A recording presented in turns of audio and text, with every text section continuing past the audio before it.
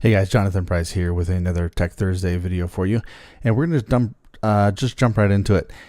Today we're going to be talking about orchestral strings and basically how they work, what their function is, and we're going to stick to basically that. I could do an entire series alone on each one of these instrument families, so for this we're going to keep these really short. So if you have never seen a string section, what you have violins, and you typically have two sections of violins, 1 and 2, and you have viola, you have cello and bass. Cello and basses are both placed on the floor. Viola and violin you play tucked underneath your chin with your left arm, with your right hand as the bow hand or bow arm, and the bow plays right across these strings right here. And there are different playing techniques that we'll get into very briefly here on in a few minutes. And so we'll talk about some of those techniques. So the bow basically plays across the strings here. You have F holes here for the sound resonators. Basic parts of the violin, you have the scroll, you have the tuning pegs, you have the strings, the neck, the body, you have the rest plate. Then you have this little bridge right here. The strings go across, kind of a lot like a guitar, if you will. These are non-fretted instruments, if you didn't know that.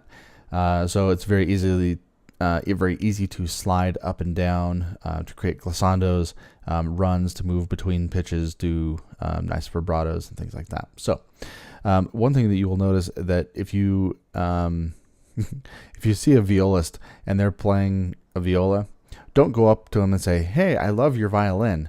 They will get so mad at you. I don't know what it is about violists. It's pretty hilarious though. Cello is probably next to the violin one of the most popular instruments to play overall. And thanks to Tina Guo and Lindsey Sterling, in part for making these two instruments versatile through basically every genre of music imaginable. They have really taken these instruments and elevated them to a class all their own. And so it's really cool to see these instruments being played in obviously jazz, rock, metal, video games, film, of course, classical, country, pop, you name it. You're going to find strings in some way, shape, or form in that genre. Double bass, obviously used as the lowest instrument in the string family. The violin is the highest. Double bass will also double as like a jazz bass or the upright bass string, but it has tons of features or tons of benefits and playability. So we're going to dive into techniques that are universal to all of these instruments. And I'm not going to get into the tuning. I'm not going to get into any of that. That'll be for another video for another time when we actually talk about how to orchestrate them, how to write parts for them, and things like that. This is just a basic overview of these instruments themselves. So let me show you real quick a little bit more of the violin itself. Okay. So here's a little bit better picture. You have these micro tuning pegs down here. These are made to do super fine adjustments, and you can use. So once you get the tuning pegs up here in a very close, perfectly pitched, tuned, you use these to fine tune. As the violin gets out of tune, if you're playing or if it's been stored for a while, these can come in handy. All right, so just basic strings. You have G is the lowest note on the violin, so play it for you here. You have D, which is the next string, A, and E. Okay, so those are the strings on the violins. You have G, D, A, and E. Okay, and we're going to talk about that for now. So some of these are very basic techniques. So we have legato, And these are universal across all the string instruments. So legato.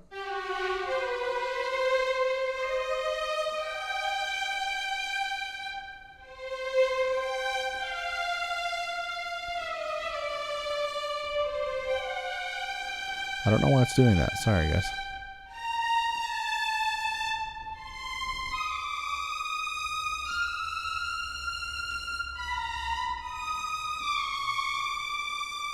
I don't know why it's doing that. Must be a glitch in my system. But legato lines are designed to play those nice, beautiful melodies soaring over top of the orchestra. Yeah, kind of easy. Legato, or sorry, tremolo.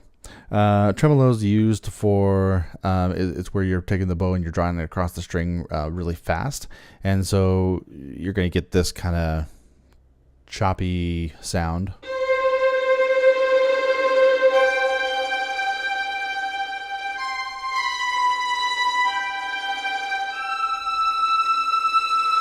A lot of times you can hear this in like fantasy type magic type sounds when you start it off really low.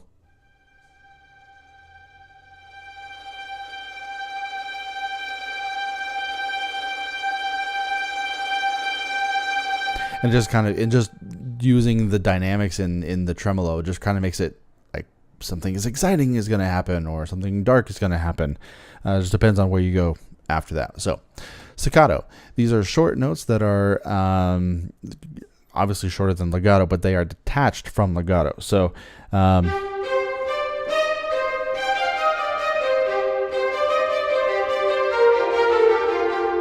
okay, so we have something like that. Spiccato is a little bit shorter. These are a little bit more bounced, a little bit more detached.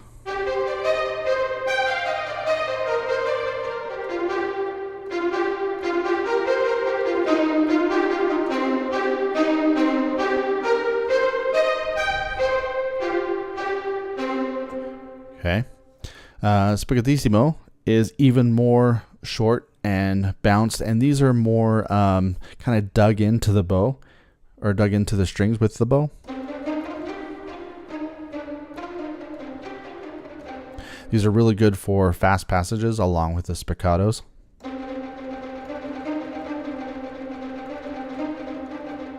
Okay, something kind of like that.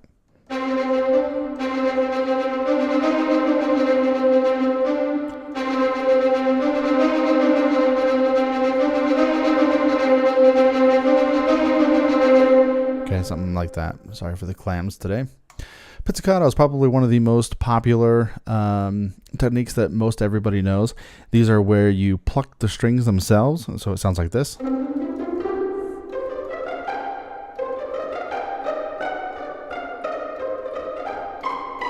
Little Inspector Gadget. Also made famous by Pizzicato is made famous by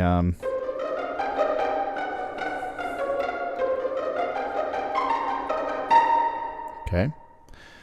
All right. Trills. So we have both major and minor trills. And you can have trills between as close as a minor second all the way up to an octave typically. You don't really see them over that distance because then it just kind of sounds weird. But you will have stacked trills and individual trills. You'll have all sorts of stuff. Williams is a huge proponent of trills.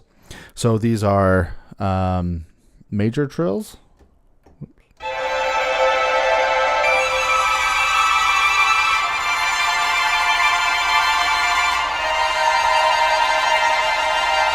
Here are minor trills.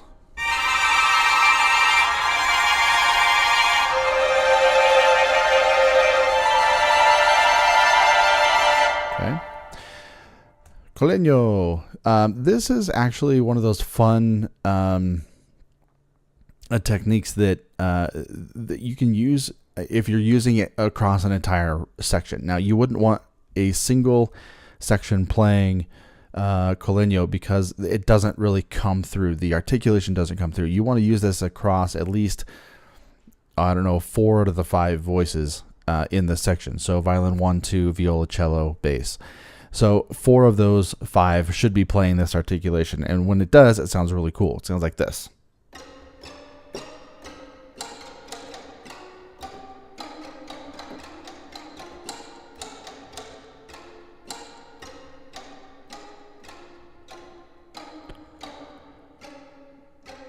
Okay, so what a caleño is you have the bow, which is made up of the wood and the horsehair, and you basically turn the bow over so that you are hitting the strings of the violin with the wooden part of the bow, and it creates that nice, that woody, bounce, percussive sound.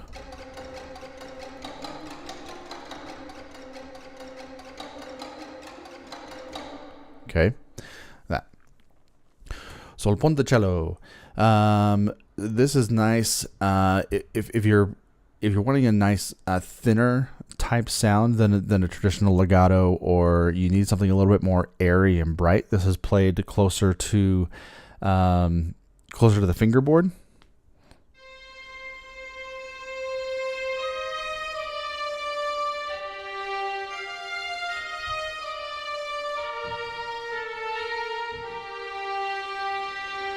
Okay, so it has this nice, rich, airy sound to it, if you will. All right, harmonics and flageolet in French, and these are all based on where you don't actually push down the string. So if you've played guitar, you can do this on guitar too. And if you're a string player, you obviously know that you can play these. These are where you're taking the fundamental and you're kind of splitting the string up into 2 or different intervals, if you will.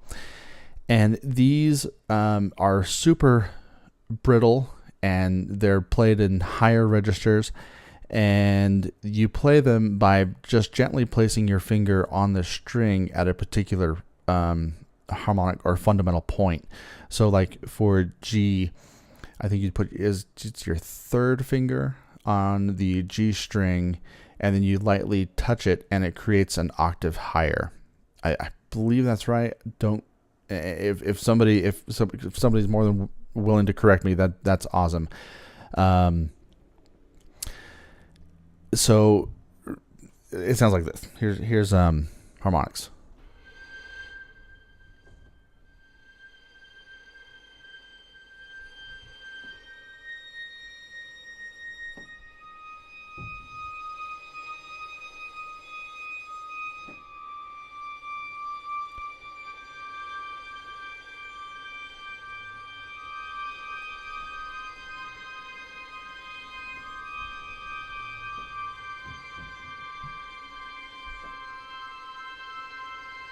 Okay, so nice and brittle and pretty awesome.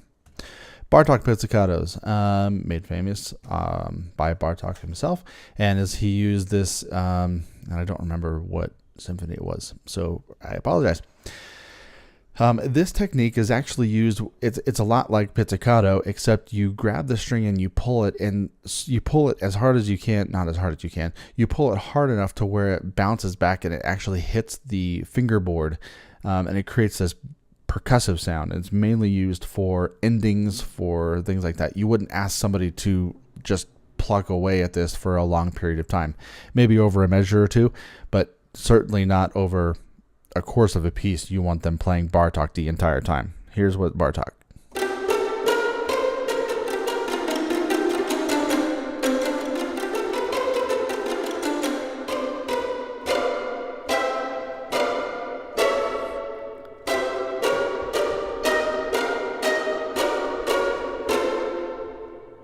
Okay, kind of cool. Now, strings can also be incredibly popular and useful for textures and getting that really creepy sound. Because they have no frets, they can slide up and down really easily with pitches. And so it makes these clusters that they can create either really out of tune and really dissonant, or you can get these nice big warm lush chords. And so here's some cluster effects for you.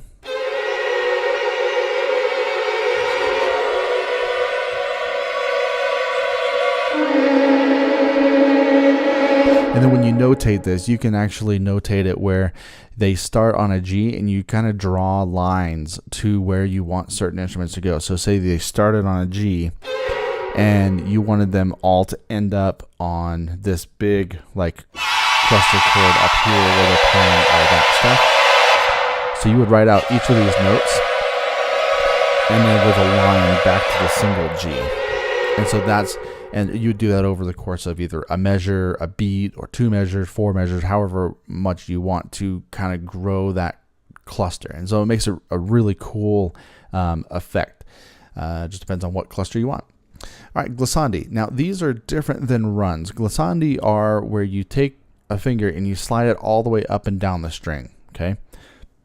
So there's no real pitch identification within the glissandi itself. You can start on one, you can end on one, but there's no real pitch identification in between. So here's some glissandi.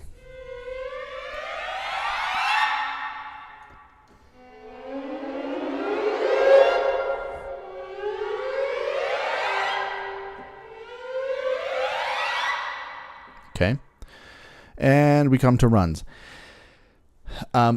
Strings, except for the basses, basses don't do a whole lot of runs. They can do some faster passages, but that's not their main job. Violins, violas, cellos, flutes, woodwinds in general. These are all the guys who do the crazy runs.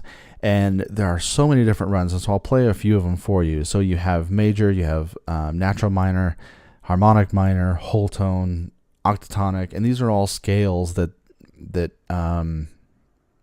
you know, that you learn, that you play day in and day out, hour after hour, and you add these to get into brighter sections, or to create life and to create some movement, to create some volume changes, dynamics, and things like that. And you can use them as flourishes and fills and things like that. So here are some runs. These are major runs.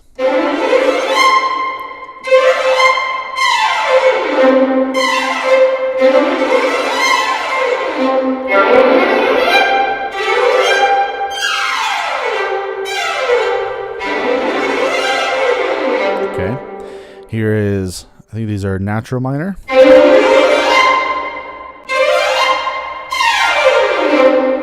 Okay, you have harmonic minor.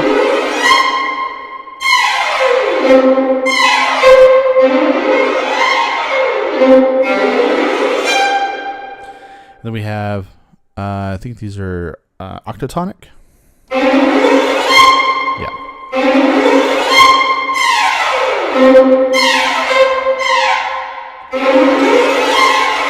Okay. Then we have whole tone. So whole tone is where you're playing, so like we have C, D, E, and then the whole tone. So a whole tone, you have C to D, which is a whole tone. C to C sharp is a half tone or a half step.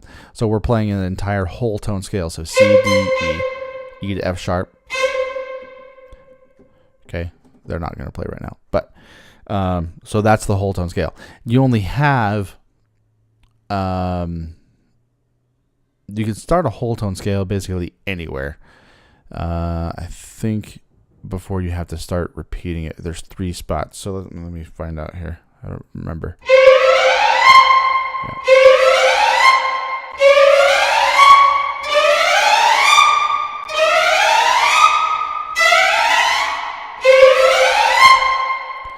Okay. And then we have trills. All right, so I'm using Cinesample's string runs for this patch. They're fantastic. So these are some of the basic functions of strings. And so next week we'll be talking about how to really orchestrate these, and I'll try to put together a little ditty for you that demonstrates some of these techniques. So if you have any questions, please drop a line down below. And if you have any thoughts or comments or anything that you want to get maybe done, have a video done on, that would be awesome. Just drop me a line again. And we'll talk to you guys later. Have a wonderful week, and God bless. Bye.